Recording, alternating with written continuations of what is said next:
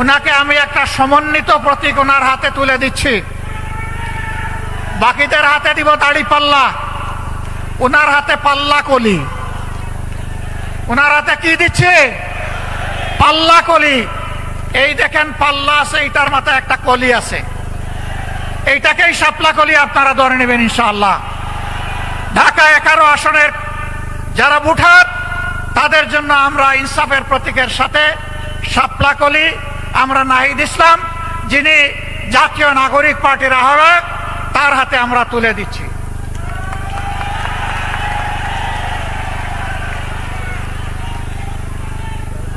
এটি ঢাকা 11 আসন। এবার ঢাকা 12 আসন।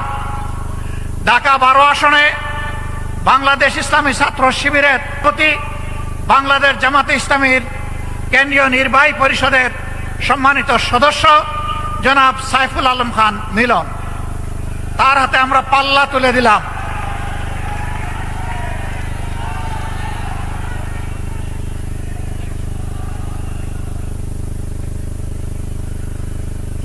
এরপরে হাসিনার সৃষ্ট দুনিয়ার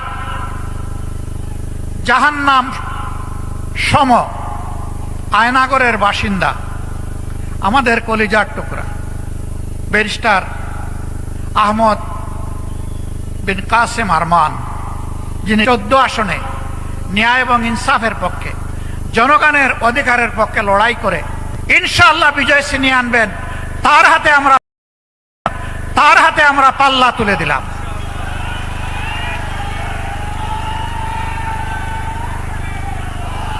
ডান দিকে আসবে, ডান দিকে, বাম দিকে না, ডান দিকে। যারা আসবেন ডান দিকে আসবেন।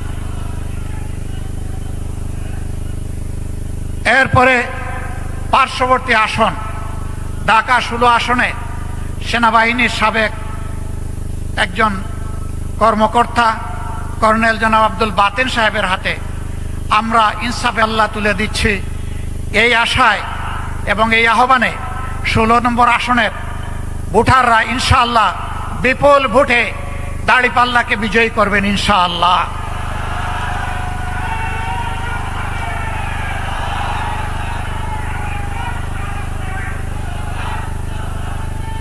এবার ঢাকা 17 আসনে একজন দক্ষ চিকিৎসক, সন্তান না পাওয়া মা বাবার কষ্টে যিনি পাশে দাঁড়ান, আল্লাহ তাআলা যার উসিলায় অনেক মা বাবাকে সন্তানের মুখ দেখিয়েছেন,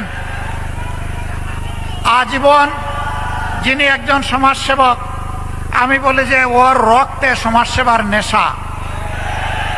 আমরা সেই সফল চিকিৎসক খালেদুজ্জামানের হাতে এবার তিনি ঢাকা 17 আসন থেকে লড়ে ইনশাআল্লাহ বিজয় ছিনিয়ে আনবেন, তার হাতে আমরা পাল্লা প্রতীক তুলে দিলাম।